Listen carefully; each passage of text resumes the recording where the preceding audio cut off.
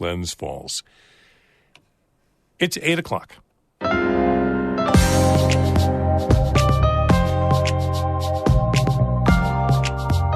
Good morning. This is Northern Light for Thursday, January 25th. I'm Monica Sandreski. And I'm Todd Moe. Every county in the North Country lacks mental health providers. Senator Gillibrand is pushing for a bill to incentivize them to move here. We need to draw them out of those cities into rural areas and into underserved areas to make sure that we have the care that we need in all parts of the country. This week marks 51 years since Roe v. Wade was passed and a year and a half since it was overturned.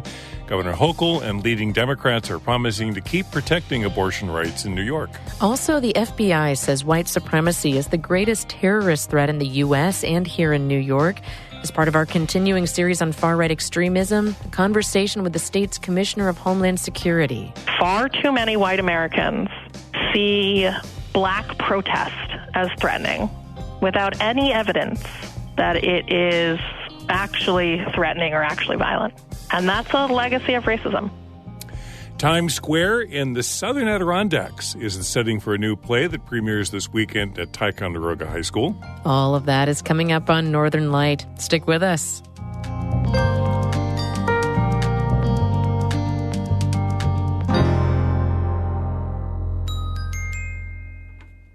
Broadcast of Northern Light here on North Country Public Radio is supported by AdirondackExplorer.com and AdirondackAlmanac.com, presenting daily updated news on public policy, environmental issues, and local communities in the Adirondack Park.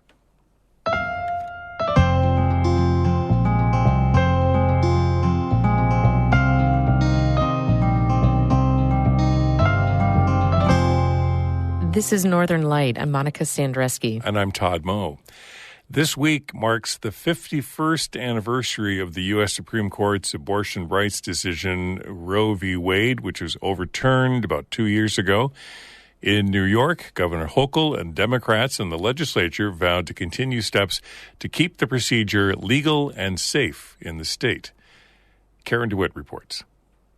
Hochul, speaking before Planned Parenthood groups gathered at the Capitol, says in New York, which legalized the right to abortion in 1970, 3 years before Roe, the anniversary of the landmark decision was a reason to celebrate. Now, she says, instead of mourning the Dobbs decision that overturned Roe in 2022, she's taking steps to strengthen the right to choose the procedure in New York, including offering a ballot amendment in the fall elections. That is why the right to an abortion will be enshrined forever after this November's election because it's on the ballot. The Equal Rights Amendment to the state's constitution would protect the rights of pregnant people as well as LGBTQ plus New Yorkers and people with disabilities. The amendment would also prevent the state from ever implementing a ban on abortion or stopping state Medicaid funding for the procedure. Democrats in New York hope the ballot amendment can raise voter turnout and could be a deciding factor in some competitive seats for Congress that Republicans gained in 2022. Hochul says she's urging other blue states to take similar steps and codify abortion rights into their states' constitutions. Because if they have the courage, individually, 50 states, to enshrine these rights, we can thwart what the Supreme Court is trying to do to our nation. We can set them backwards by showing that the power rests with the people and the power occurs at the ballot box. Hochul's actions are part of a larger strategy among Democrats across the nation. Both houses of the New York State Legislature passed a number of bills to strengthen abortion rights and to improve maternal health care and other reproductive care. The Senate sponsor of a bill to protect women's reproductive health privacy online, Liz Krueger, says New York has been coordinating with other states led by Democrats to pass the same measures. We're trying to do parallel laws throughout the country because when we get our country back and turn things around at the federal level, we would like to have exactly those same laws become the laws of this country. And frankly, we don't want to have 50 different sets of laws when these are national issues. So we're hoping we all, in the states that haven't lost our minds, actually pass these exact same laws. On the Senate floor, some Republicans who are in the minority in the legislature quietly voted against the measures that support abortion rights. But in what was perhaps a nod to the issue's potency among New York voters, who are predominantly Democratic or independent, no GOP senator spoke about the bills on the floor. In Albany, I'm Karen DeWitt for the New York Public News Network.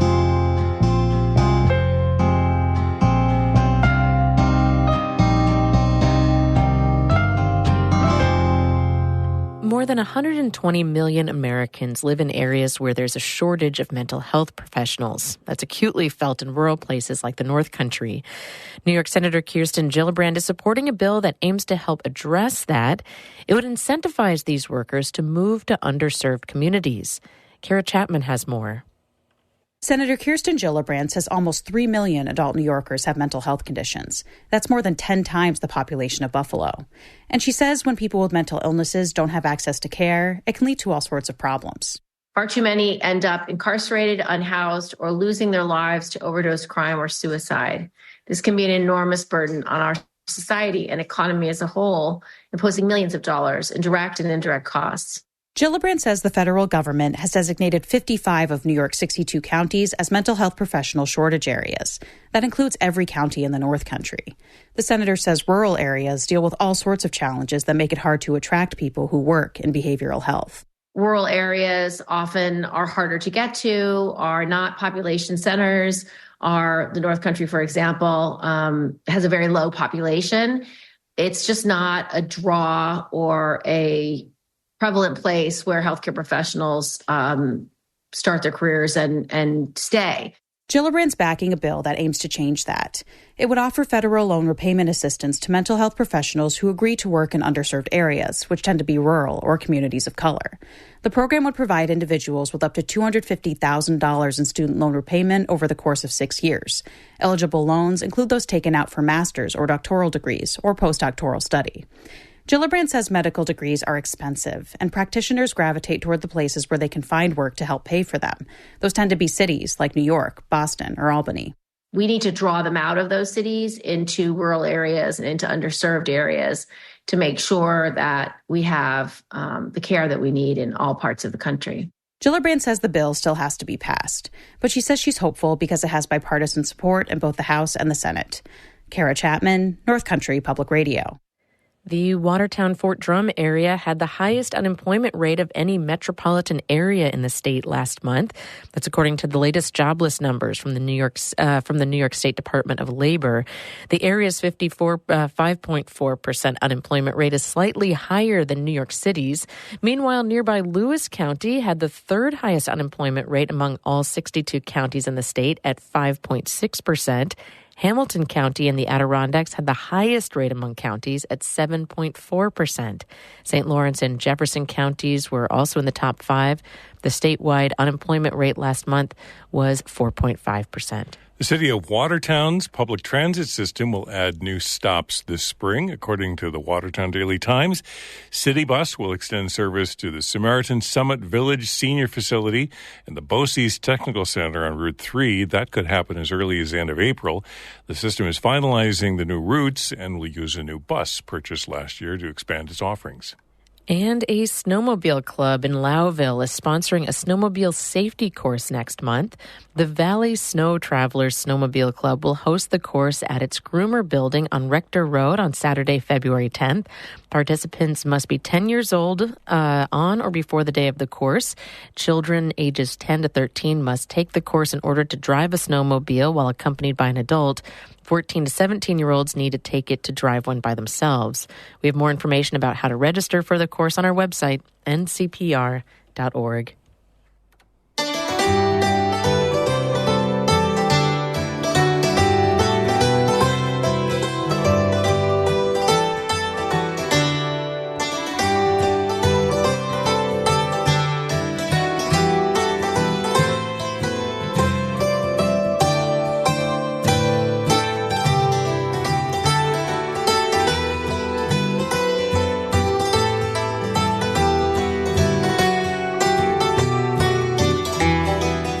listening to Northern Light here on North Country Public Radio. It's coming up on 10 minutes past 8.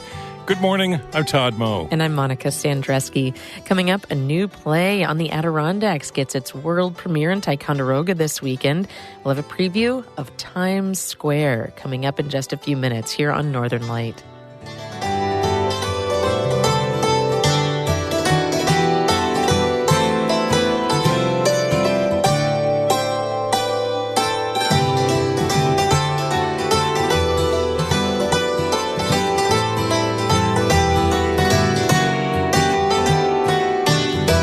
Music by Dan Duggan and Peggy Lynn out of Lake Clear. And coming up tomorrow night, Friday night at 7 o'clock, Dan's going to be calling a community dance at the Whalensburg Grange with live music by High on the Hog.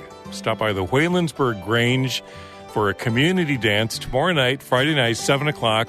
Dan Duggan calling the dance. He does a great job, by the way. And fabulous music by High on the Hog.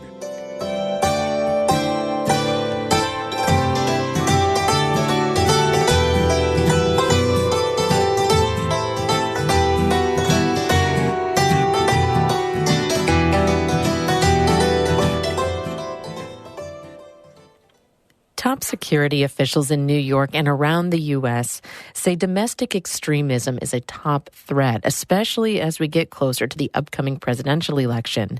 Some of the far-right groups that played a key role in the January 6th attack on the U.S. Capitol have a real presence in New York, like the Proud Boys and the Oath Keepers. The far-right landscape in upstate New York is the subject of a new podcast from North Country Public Radio called If All Else Fails. In this bonus interview, Emily Russell and Zach Hirsch speak with Jackie Bray, the state's Commissioner of Homeland Security and Emergency Services. Bray dives into how prevalent far-right extremism is in New York, which groups are active in recruiting, and what role New Yorkers have in preventing the spread of violent extremism. We're seeing this incredible rise in hate-filled violence and hate-filled vandalism and hate-filled intimidation. And what we think we have to do to stop that is, one, we have to absolutely prosecute to the fullest extent criminal acts. But number two, so much of this are things that end up being largely protected by the First Amendment. And what our job is to make sure we have the tools and the tactics in place to interrupt before violence happens. And threat assessment and management teams work to help us do that even before something has been triggered where law enforcement can be the right response. Commissioner, many people in law enforcement are politically conservative and might feel some level of sympathy for a group like the Proud Boys or the Oath Keepers, which actively recruits veterans and police. How concerned are you about extremism within law enforcement? Very. Full stop. We know that domestic extremists and organizations, the Oath Keepers, the Proud Boys, the Three Percenters, the Boogaloo Boys, recruit in former military and in active law enforcement, active retired law enforcement. And it is incredibly concerning to me, the fact we not only see that across the nation, but we certainly have instances of that here in New York State.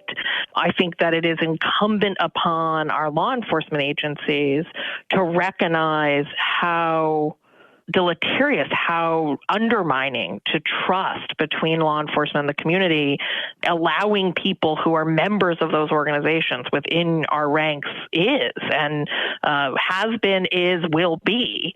And I think New Yorkers should be aware that that is a tactic of these groups to recruit in law enforcement and former military, and that we're going to have to take some action to protect our law enforcement from that.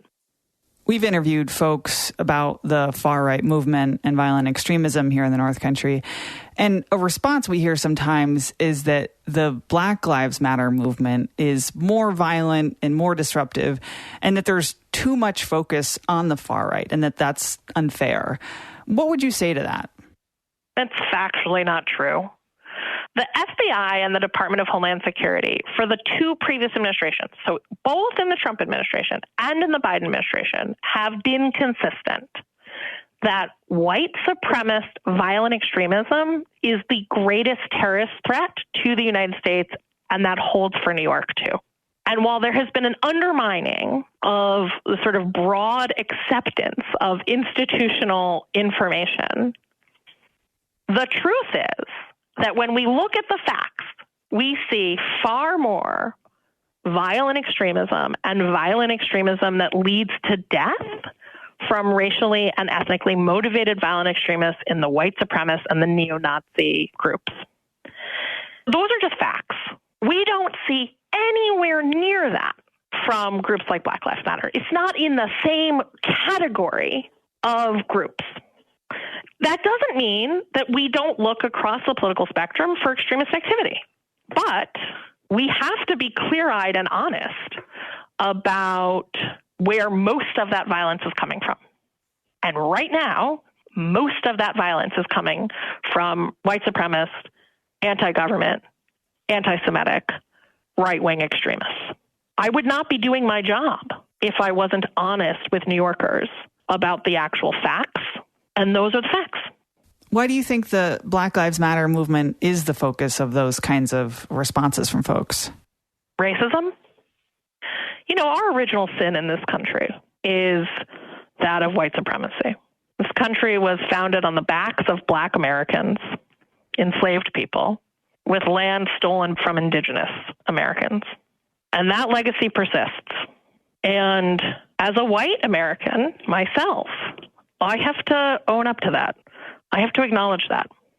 Far too many white Americans see Black protest as threatening without any evidence that it is actually threatening or actually violent. And that's a legacy of racism. So dozens of New Yorkers have been charged for their role in the January 6th attack on the U.S. Capitol. How concerned should we be about more of that kind of political violence leading up to the next presidential election? U.S. elections are safe and they're secure, and it is incredibly important for our democracy that we all go out and vote. I am confident that in New York State, we have the resources and the plans and the coordination we need to make sure that our elections are safe, that our elections are safe from a cyber perspective, that our elections are safe from a physical perspective. But, you know, obviously the fact that we even have to have this conversation in this country, in this day, is heartbreaking and is designed by people who would prefer autocratic and authoritarian government to suppress our vote. And I think New Yorkers won't let that happen. And I'm confident that our elections will be safe this year. Knowing that there is online extremism activity in New York, you know, that far-right flyers are going up, that there are groups that are active and public in a way, I guess what role does the public have to play in this moment? That's such a great question. I'm so glad you asked it. I think two things. I think the first thing is that we all have to realize that we are in this moment of increasing hate and extremism, and every single one of us has a role to play. Your role might be to challenge that hate at the dinner table or to challenge it out at the bar with your colleagues after work. Simply saying, yeah, I don't believe that. No, I'm not, that's not cool with me, is an important way to reassert the norms in this country, to reassert that hate really has no place here. And then the second thing I want people to know is that you should not be a bystander to someone radicalizing in your own circle of loved ones. If you have a kid who is online and is going down rabbit holes and then is saying stuff at the dinner table that you know you didn't teach him or you know you didn't teach her, it's almost always him, but you know that you didn't teach them. If you have a student in your class, if you have a cousin or a parent that you feel like has been radicalized over the last several years and you're worried about, there are ways to seek help. You do not have to be a bystander watching family members radicalize, regardless of the ideology. Right? It's not about ideology. It's about the fact that we live in a multiracial, pluralistic, democratic society that is worth fighting for. And fundamentalism of any type that leads to violence is a threat to that. That was Jackie Bray speaking with Emily Russell and Zach Hirsch. Bray is the state's Commissioner of Homeland Security and Emergency Services. That interview is part of our new podcast on far-right extremism in upstate New York called If All Else Fails. You can listen to all episodes right now wherever you get your podcasts or by going to ncpr.org/ifallelsefails.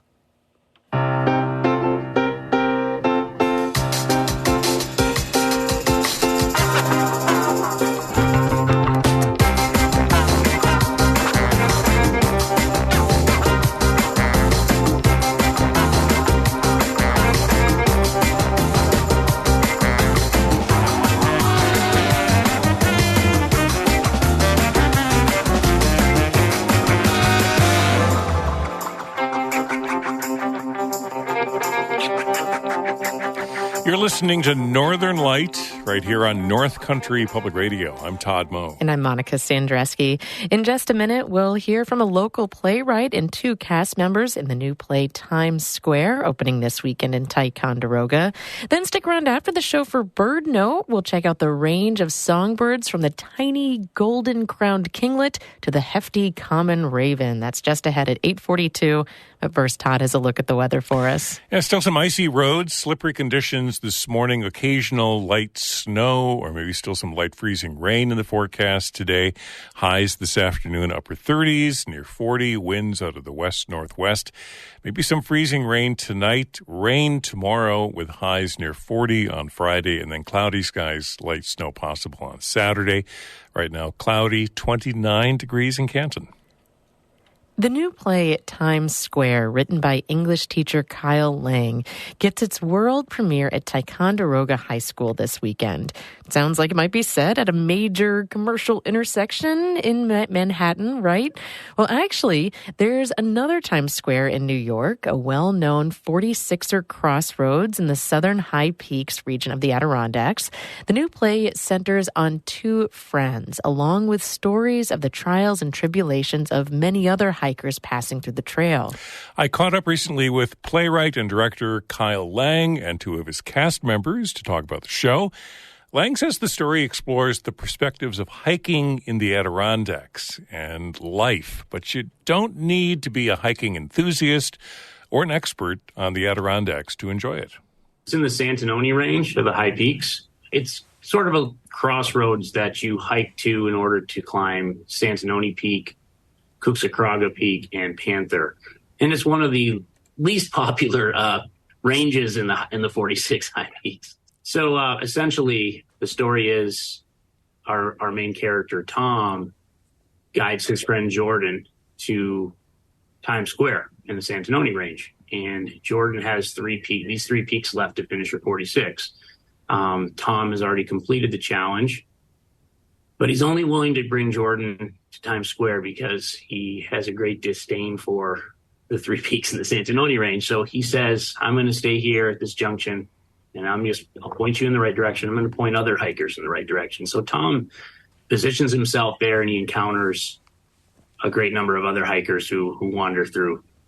All the characters are at sort of a crossroads. So the other hikers he encounters from, a pair of former lovers that just happen to both sign up for an 80K hike, and they haven't seen each other in 7 years. Those characters come in and out as well. So we get to see the literal adventure of climbing the high peaks, but also, there's something else going on. So the story is at the same time about the nature of relationships. So, Tom and Jordan's and all these other hikers he encounters while he's positioned there at Times Square. And he also flashes back to, because he and Jordan climbed 43 of the peaks together. So throughout the show, we see these characters coming through in real time. We also see Tom flashing back to some good times with Jordan, and also some not so good times, some difficult times, because we all know the nature of relationships. They're complicated. So his relationship with Jordan is complicated. And, why didn't they finish the 46 together? Well, he's guiding her there to do that. But there's a reason why they only did 43 together. And you kind of discover that over the course of the story. Great. And I want to meet the other 2 folks sitting there with you. So if you could each start with your your name and your role in the show. I'm Quinn Lang. I am in 11th grade, and I'm Jordan. Jordan can be super nice, and then she can also be, like, super mean, and that's one of my favorite parts about playing Jordan is I'm not just this funny, shallow character. I'm not just this dramatic, mean character. Jordan's kind of very well-rounded. She's kind of everything, so it's really fun to act as her because she's a very mood swing. She has a lot of mood swings. I'm Carter. I'm in 9th grade, and I play Tom. As soon as I picked up the script at Times Square, I wanted to be Tom. You can ask Quinn Jordan here. That's all I wanted, to be Tom. And I used to, before auditions, go to Dunkin' Donuts with Quinn and just run lines over and over and over again until auditions. And I think the real reason why I love Tom is because I see a little bit of myself in him. I can bring him to life as his own character, but also part of me. And that's awesome to me. Are you an outdoors person yourself? I'm an outdoorsy person. It doesn't really matter if you are, though. It's a show for everybody. You don't have to be a hiker to enjoy this show. Writers write what they know, Kyle. Is that true? And tell me a little bit about life in Ticonderoga and the Adirondacks and the mountains and the woods. And is this something you know? It is. And I think that's true. You do write about what you know. I'm a 46er. I finished back in 2009. I think it's interesting maybe just to get into my inspiration for the story. Obviously, when you spend so many miles, so many hours, so many days on the trails, you just encounter many little stories. And there's a lot of humor in those stories. So I've just sort of collected those in my head, over the years, hearkening back to all the good times on the trail. And I finished the 46 with my brother Seth. And also our friend Tom happens to be my mom's first cousin as well. So my cousin Tom, I guess I should say. And the real Tom told me a story one time around the trail, and it was about the San Antonio Range. And he was guiding his cousin there. And Tom had already finished them. And he guided his cousin there and said, I'll take you as far as Times Square, but I'm not going to go any further because they're too buggy, they're too muddy. But I'll just sit here and point people in the right direction. So that little story stuck with me. I was on a walk last winter in Ogunquit, Maine by myself. And for whatever reason, that just popped back into my head. And I had some ideas for some new material to write a new script. And that just popped in. And the premise of Times Square was born just on that little winter walk on a cold February day, And I think as somebody else pointed out, that it's set in the Adirondacks, it's set in a specific spot in the Adirondacks, but an audience in Manhattan would get it as much as an audience in Ticonderoga. Yeah, I sure hope so. And I think so. Absolutely. The themes are universal. It's really about people and relationships. So I think those themes are universal. I think if you are a 46er or if you are a hiker, there are some things in there that you'll be like, oh, that's cool. Like you've hiked these mountains that these characters are hiking. I think that's a cool, little Easter egg. And there's a few other things that are only a 46er might get, but the audience, it's not going to change anything about the story.